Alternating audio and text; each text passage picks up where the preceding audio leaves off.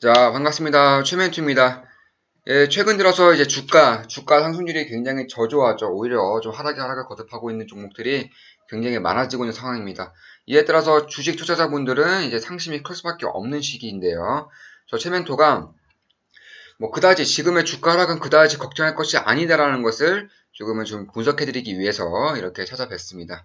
먼저 지금 표는 이제 금리와 소비자 물가 상승률에 따라서 이제 기준 금리가 오른 그리고 인플레이션도 같이 오르는 그러한 이제 형색을 나타내는 것입니다.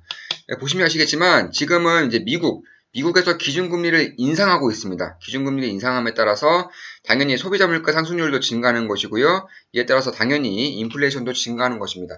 여기서 한 가지 좀 의문점이 있을 수 있습니다. 기준금리를 증가시키면은 인플레이션이 아니라 디플레이션이 오는 것이 아닌가. 왜냐하면 기준금리를 증가시킴으로써 이제 시장에 돌고 있는 유동성을 좀 억제시키고 달러의 가치를 높이는 것이기 때문에 그의 반대 자산격인 실물 자산이라던가 아니면 물가 상승률이 좀 더 낮아지거나 아니면 더 하락하는 것이 아닌가 이렇게 생각할 수가 있습니다. 다만 좀 반대로 생각하셔야 할 것이 있습니다. 먼저 금리 인상을 왜 하는가에 따라서 왜 하는가에 대해 좀 아셔야 할 필요가 있습니다. 금리 인상이라는 것은 경기가 너무 좋아서 경기가 너무 과열될까봐 좀 끌어넘칠까봐 약간 좀 브레이크를 조금씩 잡아준다는 그런 역할을 하는 것이 바로 기준금리 인상입니다. 그러니까 좀 빠르게 달리고 있는 경기를 아예 죽여버리는 것이 아니라 가끔씩 브레이크를 밟아줌으로써 더 멀리 그리고 더 이제 지속적으로 더 안정적으로 이제 경기가 상승할 수 있게끔 이렇게 브레이크 역할을 하는 것이 바로 이 금리입니다. 따라서 이 금리가 인플레이션을 보상한다는 것만 안다면은 금리가 오르더라도 금융 자본을 빌려서 이제 투자를 하는데 전혀 문제될 것이 없다라는 것도 깨달을 수가 있을 겁니다. 왜냐하면 금리 상승으로 금리를 많이 올리지만 이제 한편으로는 이제 투자된 자신의 가격, 그러니까 자기 자신의 투자한 가격이 이제 금리 상승보다 더 높게 오를 수 있는 자산이라면은 아주 크게 그리고 아주 빠르게 불을 이룰 수 있다. 이러한 이제 분석을 저치멘토가 해드리고 있는 겁니다. 물론 이 물가가 상승한다고 해서 모든 자산 가치가 상승하는 것이 아닙니다. 물가가 상승한다고 해서 인플레이션이 도래했다고 해서 뭐 이거저거 다 오르면은 부자 안 될 사람 없겠죠. 그 중에서는 당연히 이제 빠지는 종목이라던가 혹은 빠지는 자산이 있을 수 있습니다. 다만 인플레이션 시대에서는 오르는 자산 같은 경우는 끝도 없이 오르는 그런 이제 특징을 가지고 있기 때문에 지금 이제 인플레이션이 이제 도래하기 직전입니다. 지금 이제 기준금리를 올리고 있으면서도 아직 중간금리까지 오지도 않았습니다. 이런 중간금리, 기준금리까지 올라서게 된다면은 그다음부터 이제 인플레이션이 본격적으로 이제 이루어질 수 있는 그런 상황이고요. 보시면 흐름만 보시더라도 지금 여기서 이렇게 이런 식으로 바닥을 몇 번 찍고 이렇게 오르는 형색을 보아서는 앞으로는 좀 당분간은 인플레이션이 있을 수밖에 없다 이렇게 보실 수가 있는 겁니다. 따라서 연준위원 FOMC도 이것을 알고 이제 기준금리를 지속적으로 올리고 있는 것도 있고요. 또한 트럼프의 정책을 보더라도 이제 물가 상승을 일으키겠다라는 그러한 이제 강력한 의지가 아주 많이 보입니다. 따라서 지금 같은 시장에서는 조금 힘들더라도 뭐 암호화폐도 마찬가지고 주식도 마찬가지입니다. 조금 힘들더라도 앞으로 좀 많이 오를 만한 그런 종목군, 좀 자산군에 투자만 한다면은 이 인플레이션 시대를 맞이했을 때 좀 큰 수익으로 다가올 수가 있다. 이렇게 보시면 되겠습니다. 그러니까 인플레이션이 도래를 한다면은 이제 부채를 얻거나 혹은 자기 자금으로 투자를 한 사람들은 부를 얻게 되는 것입니다.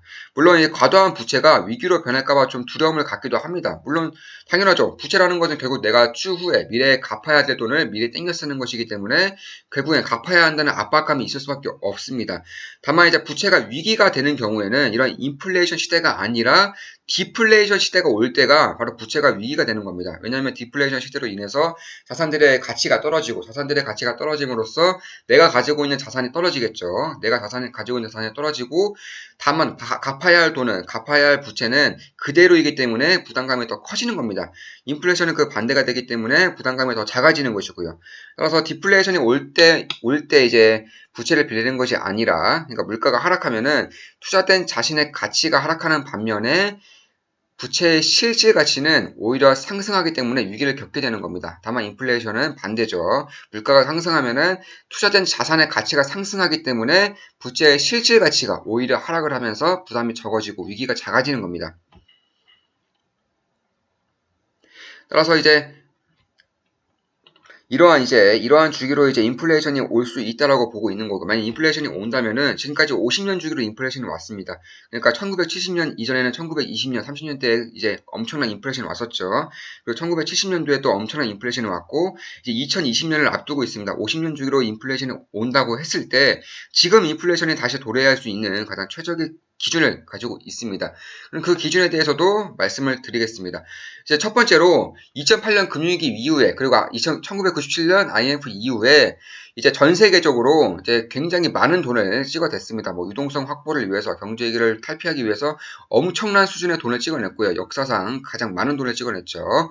이에 따라서 당연히 부채 역시나 늘어날 수밖에 없습니다. 이 돈이라는 것은 다른 사람의 부채를 짐으로써 생겨나는 그런 성질을 가지고 있기 때문에 이 엄청난 이제 과도하게 전 세계적으로 부채가 쌓여 있습니다. 따라서 이제 기축통화국인 이제 미국과 유럽의 경우에는 이제 정부의 부채가 아주 역사적으로 가장 높은 정부 부채가 쌓여 있는 상황이기 때문에 부채를 해결하기 위해서라도 인플레이션을 촉발시킬 수밖에 없습니다. 왜냐하면 부채를 해결하기 위해서는 자신들이 가지고 있는 투자 자산이 올라야 하고 또 오른다면은 부채 실질 가치가 떨어지기 때문에 당연히 인플레이션을 발생시킴으로써 투자 자산을 인위적으로라도 끌어올릴 수밖에 없는 형국이 바로 지금이다. 이렇게 보시면 되겠습니다. 두 번째 이유, 지금까지 이제 디플레이션을 야기시켜 왔던 이제 중국이 이제는 더 이상 디플레이션을 야기시킬 수 없게 되었습니다. 그러니까 1980년대부터 중국이 문호를 개방하면서 이제 중국이 이제 대표적인 저임금 국가이고 전 세계 제조국을 맡고 있습니다. 그런데 이런 상품을 수출함으로써 디플레이션을 수출했다. 이렇게 보실 수가 있는 겁니다. 그 결과 많은 나라의 물가가 이제 싼 중국의 공산품으로 인해서 30여 년간 이제 안정된 시기를 보였었는데 지금 중국의 변화가 생기고 있습니다. 바로 인건비가 아주 크게 오르고 있다는 겁니다. 인건비가 오르면서 당연히 중국의 물가도 오르는 거고요. 따라서 더 이상 중국은 디플레이션을 이제 발생시키기 어려운 위치까지 왔다. 이렇게 보시면 되겠습니다.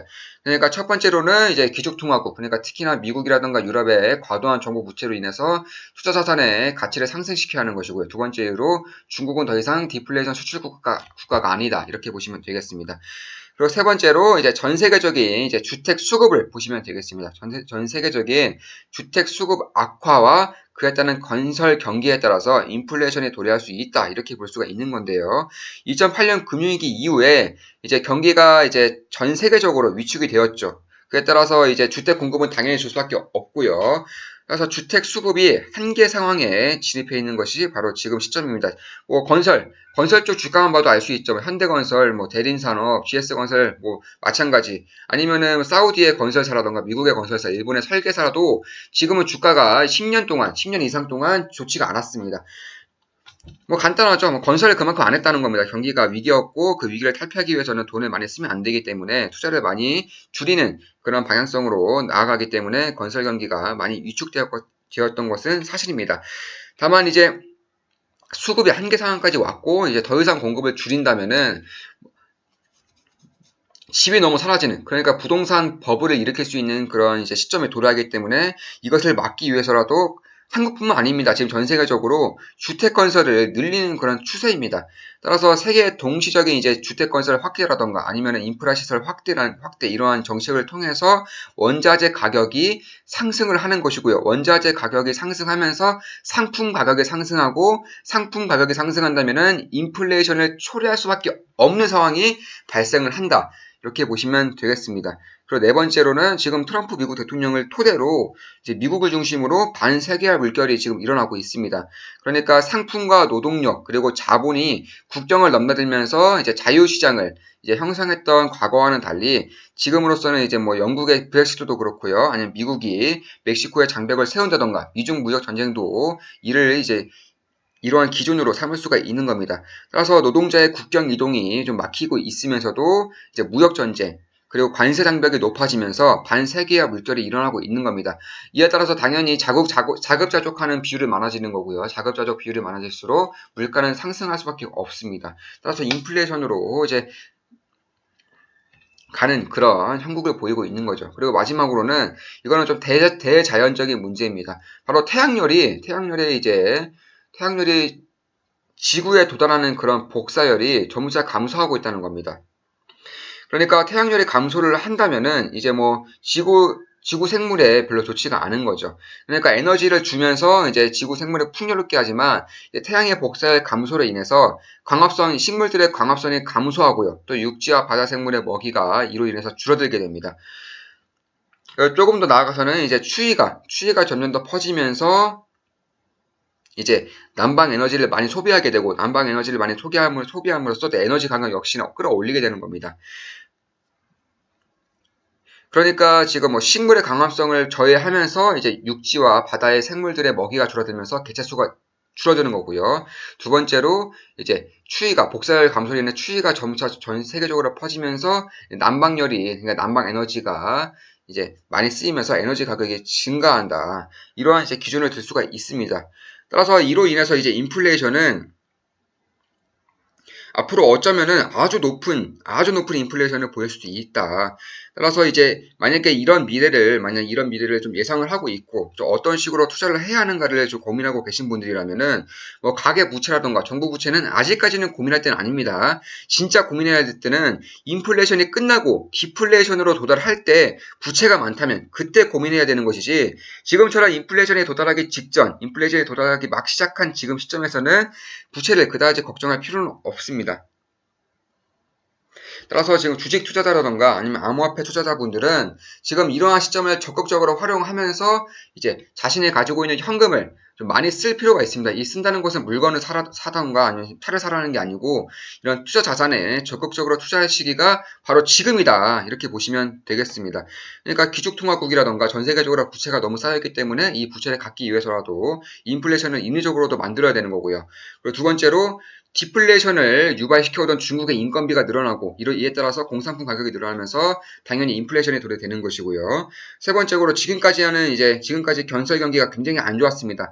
이제 한계 상황까지 왔고 이제는 건설 경기를 늘려야 되는데 마침내 트럼프 미국 대통령이 인프라 투자를 아주 공격적으로 하겠다라고 밝혔고요. 한국 역시나 주택 공급을 굉장히 활발하게 이제 발생시키고 있습니다. 따라서 건설 경기가 살아나면서 원자재 가격이 뛰는 거고요. 원자재 가격이 뛰면서 상품 가격이 뛰는 거고, 상품 가격이 뛰면서 인플레이션이 도달하는 겁니다.